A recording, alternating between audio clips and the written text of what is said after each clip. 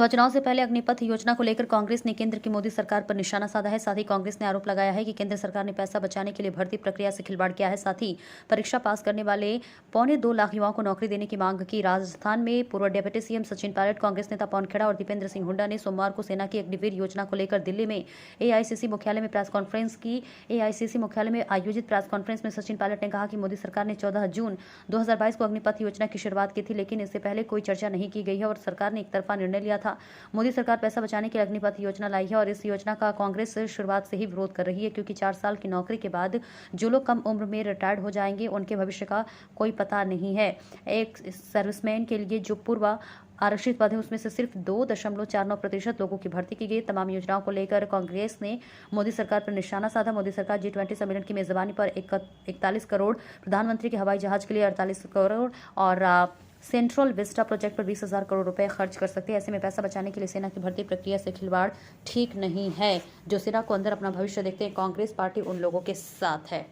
Basically जो लोग 4 साल की नौकरी के बाद एक कम उम्र में रिटायर हो जाएंगे, उनके भविष्य का कुछ पता नहीं, उनको पेंशन भी नहीं मिलेगी, उनको ग्रेच्युटी जो 11 लाख रुपए की दी जा रही है उसका भी जो आधा पैसा है उनकी तनख्वाह से कट रहा है। तो कहीं ना कहीं ये कॉस्ट कटिंग के चक्कर में हम लोग अपनी सेना की भर्ती की जो प्रक्रिया है उससे खिलवाड़ कर रहे हैं।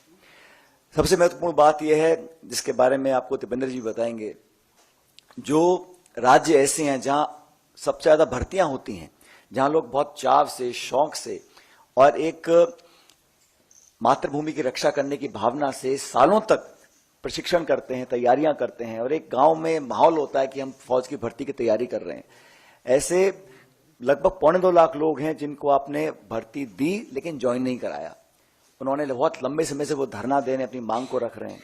हम लोग कहना चाहते हैं कि अगर ये भारत सरकार G20 पे 4,100 करोड़ रुपए खर्च कर सकती है, प्रधानमंत्री के हवाई जहाज के लिए 8,400 करोड़ खर्च कर सकती है, सेंट्रल विस्टा प्रोजेक्ट के लिए 20,000 करोड़ खर्च कर सकती है और इस वर्ष सरकारी इश्तिहारों के लिए 6,500 करोड़ खर्च कर सकते हैं, तो मैं मानता हूं कि हम लोग सिर्फ पैसा बचाने के लिए अपनी भर्ती की पूरी प्रक्रिया से खिलवाड़ करें।